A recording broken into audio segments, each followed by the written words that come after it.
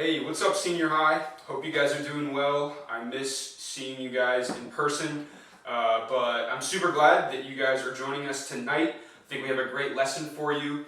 We're going to do the best that we can, so I know the setup's a little bit different. I tried to get a screen here, so hopefully you can see some of the notes. It might be a little bit easier for you to take notes. Like I said, we're going to do the best we can. We're going to try to learn a little bit tonight. One of the cool things about filming from home is I get to wear my slippers at home, and so we know that true men wear slippers, and my grandma got these for me, and my feet are nice and toasty. So we're in a series on the end times, and tonight we are talking about the last part of the end time series, and that is Final Judgment. Final Judgment. And so I got to thinking, and maybe you guys have been thinking, I wonder what Final Judgment is actually going to be like. And so we're going to watch a quick video about what Final Judgment might be like. So I hope you guys enjoy this. I'm going to tell you something else about Judgment Day, too. That's going to be one line you're going to be in. You ain't going to be in a big hurry to get up front. You know how you always cutting in line, trying to act like you was there? Hey, I've been here, I'm trying to tell you now. I've been here all day. No, not on Judgment Day. No, on Judgment Day, you're going to be in line looking seasick. Be in line talking about,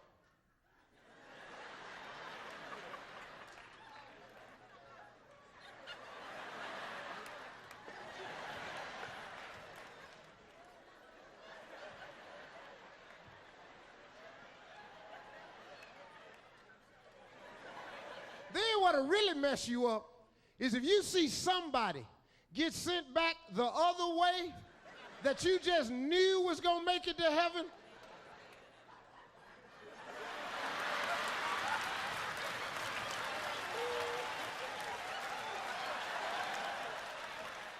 Cool. Well, I hope you guys enjoyed that video. Just a little bit of humor to start off this evening. But we are going to be talking about Final Judgment, and I know that video was funny, but Final Judgment is not a funny topic. It's a pretty weighty topic. And so we're going to get into it, but before we get into Final Judgment, I do want to reiterate some of the things that we've gone over just in general when we talk about the end times, okay? And as we go throughout this lesson, we're going to be answering a series of questions, just like we've done for all of the lessons in the past. And so the first question that we have about the end times is, why should we care about the end times? And we've been through this before, so I'm going to go through this pretty quickly. All right, so why should we care about the end times? First reason is they reveal God's ultimate plan. So we understand what happened at the beginning with the creation of the world, and God shows us what's going to happen at the end of time. We have a complete picture of His ultimate plan for us. Second thing is they give us hope. They give us hope. They show us that God is in control, that He is bringing everything to its ultimate end, to fulfilling His ultimate purpose for the world and for your life. Number three, they give us warning. And that's what we're going to talk about mostly tonight, is Final Judgment. They give us warning that we have to hold true to our faith. We have to have our faith in Jesus Christ, or else it's not going to end well for us, because God is going to judge every single person. And then lastly, we always live in light of revelation. And so what you know about the future is going to impact how you live today. That's what I mean by that. And that's a little r in Revelation. So any kind of image of the future. So if you know you have a test on Friday, that's going to impact what you do today, or at least it should. You should be studying today if you have a test on Friday. And it's the same thing. When we know what's in store for us at the end, it's going to impact how we live right now. And I hope you've been seeing that as a recurring theme as we've been going throughout the series.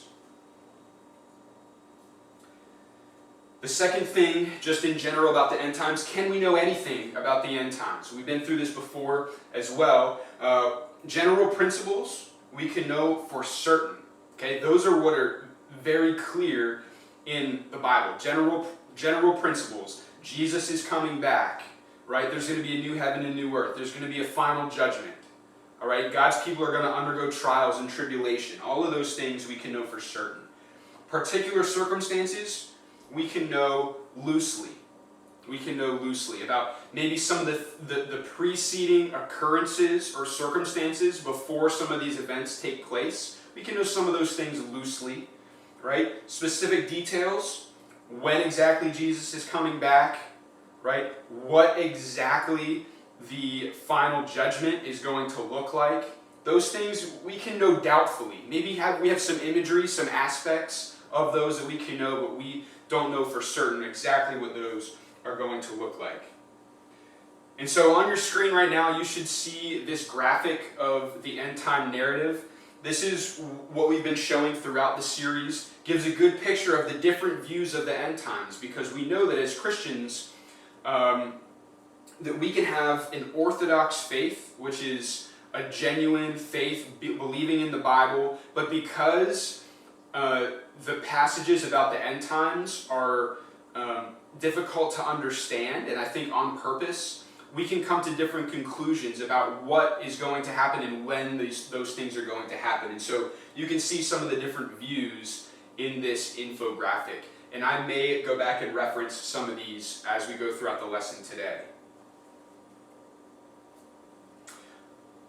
Okay, so the first question that we have about the final judgment is the basic one, all right? What is the final judgment?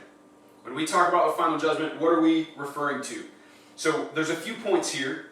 So the very first one, and all of these have some different imagery, and I think together they give us a picture of what the final judgment is. So it's a time when God will allow people to suffer the full consequences of their sin. Okay? Final judgment, we get this idea that God's wrath is going to be poured out on sinners. And we know that right now, and maybe you didn't know this, that right now, God is actually withholding his judgment on people because he wants as many people as possible to be saved. And so that's why we're allowed to live, even non-Christians are allowed to live and to thrive and to experience good things, because God is actually withholding his judgment. He's withholding that time that we know is going to happen in the future. And when that happens, he's going to release that hold, and it's all going to be poured out. And the second thing is, all the wrongs in the world will be made right. And that's a good hope that we have. All the wrongs in the world will be made right by God. And so everything that has gone unpunished, everything that we wish, someone gets away with something, they will not get away with it forever. Third, Jesus reclaims the kingdom that is his. We know that this earth is God's kingdom. It's a place where he created people to dwell with them, and when we sinned, we kicked God off of the throne, and that this world is now temporarily being ruled by the prince of darkness, which is Satan and the devil. And we know that Jesus is going to come back and he's going to reclaim the kingdom fully for himself. Because right now, we are just exiles. We're people living in a foreign land. But one day, he's going to come back and it's going to be our true home. And lastly, some people will be thrown in the lake of fire, and others will reign with Christ. And so we get this imagery of people coming before the throne of God and him casting some into the eternal lake of fire, and others him allowing to reign with him, with Christ, on the earth for all of eternity. And so that's what the imagery looks like when we talk about the final judgment and what it actually is. And so where do we get the idea of the final judgment? Right? Are we just making this up in our heads, or do we actually get it from somewhere? And the first thing I want to tell you is that we get this idea of the final judgment throughout the Bible. Okay? We see that occurring very often, from the Old Testament all the way to the New Testament, that God says from first to last that vengeance is mine, I will repay, I am just, I will bring justice, my wrath will be poured out. We see that recurring. But there are three specific passages that are referenced most frequently by people when we talk about the final judgment. And that's because the imagery is so clear and distinct in relation to an actual judgment. And when we talk about judgment, specifically we're talking about separating people. Okay? So Matthew 25, this is when Jesus is talking, and basically he is talking about the Son of Man coming back to the earth, and it says that when he comes back, he will separate the sheep from the goats. The sheep from the goats. And we have this idea that those are representative of God's people, the sheep, and the goats who are not God's people, and they will be separated. Then we have 1 Corinthians, I think it's actually 2 Corinthians 5. And this is an image where people appear before the throne of God and they receive what is their due. So basically they're rewarded for the good things that they've done, or they're punished for the bad things that they've done. Okay? Revelation 20, and by the way, with the one in Corinthians, some people believe that that is just for Christians, that they're just talking about Christians and that it only applies to their rewards, okay, for the things that they've done on the earth. All right? Revelation 20, this is when people appear before what's called the white throne.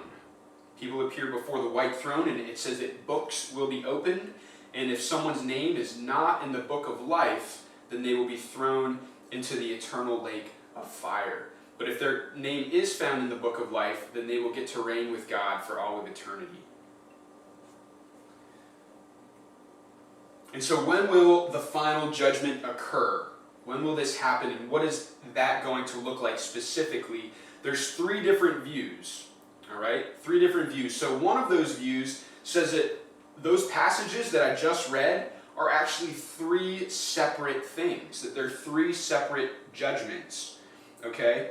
And so the one is the judgment seat of Christ, and that's where, like I said, all Christians receive rewards based on their actions, and this would occur immediately following the rapture. So when would be the dispensational view, and so when believers are taken up, they're given rewards, all right? They're taken up, they're taken out of the earth. They're given rewards by God. And then after that will be the tribulation. And after the tribulation, God is then going to separate the sheep from the goats. So the believers from the non-believers, the people who remained during the tribulation. And some people came to faith during the tribulation, and some people did not. And he's going to separate them out after the tribulation. And then finally is the great white throne room, and that is the final condemnation of the unrighteous dead. So all of those who are not believers, they're resurrected from the dead, but they're resurrected for the purpose of final judgment. And their names will not be found in the book of life. All right? And so they will be cast into the lake of fire. Now the second view says that there's actually only 2 judgments. One is the sheep and goats judgment, all right? And this, in this view, they say it occurs after the tribulation, but before the millennium, so similar to the first view, all right? And then the second is that both of those other passages actually refer to the same event, which is what they would call the throne judgment, and that takes place for everyone right before the ushering of the new heaven and new earth, like Quay talked about last week. And then the last view is that there's actually only one judgment, and that just different imagery is used in the Bible to portray one actual event that is going to happen. And we may not know exactly what it looks like, that this language that's being used is in some ways symbolic, or maybe points to different aspects of just one judgment that's going to happen for all people, whether they're believers or unbelievers, and that when they come before God, however that looks, those who have faith in Christ will get to reign with Christ in the new heaven and new earth, and those who do not have faith in Christ, they will be cast out into darkness, into fire, and into what we would call hell. Okay? And so finally, we get to the main thing that I want you guys to hear tonight, okay? And that is, why should we care? Why should we care about the final judgment? The first reason that I think we should care about the final judgment is that we have an inherent longing for justice. I want you to think about that. We have an inherent longing for justice. Every single one of us, we see something that we know is wrong, and we want some kind of payment for it.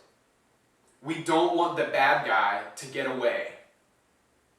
We see people who cheat and who steal and who do bad things, and they're living a great life because of those things. And we don't like that. At least I hope you don't like that. You want something to happen. But so often in life, those kind of people just get away with it. And I want you to think about even the worst atrocities throughout human history. Think about the Nazis and Hitler, right? That's an easy example to point to. Did he receive the payment that was due him here on this earth for all the evil that he caused? And you could say that about so many other instances throughout human history. Did they receive what was due them? And I think most of us would say no. And I think deep down, all of us long for some final judgment, some way that God is going to right all of the wrongs. And even if you look at your personal life, maybe people have wronged you, maybe they've done terrible things to you that no one else knows about. And these people are just going on, they're just living their lives. And there's something in you that you say, I want to do, I wish I could do something about this. Something has to be done. And I want you to know that this is a hope for you, that God will ultimately do something.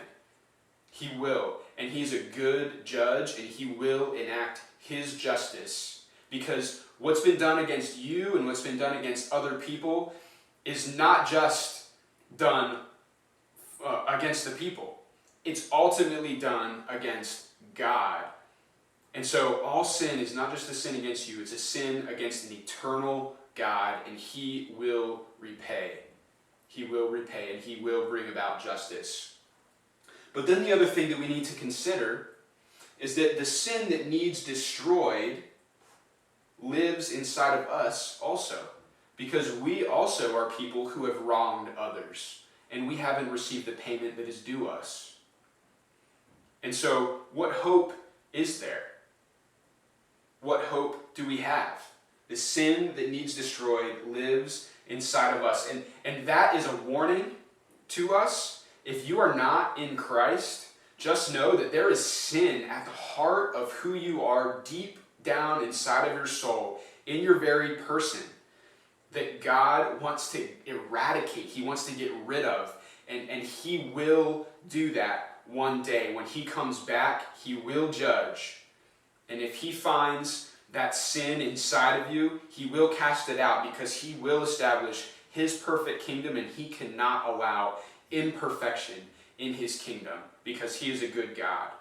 And so something has to be done, we have to deal with the sin inside of us, guys, and that is the great hope that we have in Jesus. That when Jesus came and he died on the cross, this wrath that is promised for sinners at the end of time was actually poured out on Jesus on your behalf, so that you do not have to endure it at the end. That when you go before the throne, that even though you are guilty, you will be said to be innocent because of Jesus. That your name will be found in the book of life. And that is the great hope that we have. And how is that possible? How is that possible? It's possible because Jesus was found guilty even though he was innocent. We are found innocent even though we're guilty. Jesus was found guilty even though he was innocent. When he first came, his first appearance on this earth 2,000 years ago, he stood before Pilate, and Pilate said, I find no guilt in this man. I find no sin in this man. What would you have me do with him? And all the people said, crucify him. And on that cross, he experienced the full wrath of God on our behalf, even though he didn't deserve it. And so now for us, for everyone who puts their hope in him, even though we have sin, even though we have guilt, we do not experience it. Because the one who will come as the judge was first judged. And so we have that hope that Jesus took our place. And so, guys, I hope that is an encouragement to you. I hope that you find that to be the truth of this teaching that we find in the Bible of the final judgment, that there is a final judgment. And for us who believe in Christ, it is a hope and a great thing that we have, that God will get rid of all wickedness and sin, and that we will be able to reign with him forever in a perfect heaven, a perfect earth, with physical glorified bodies. So guys, I love you guys. I hope you are doing well. I can't wait to see you guys again. And I'm praying for each and every one of you that you have good discussions tonight in life groups. All right, guys, we will talk to you later. Bye.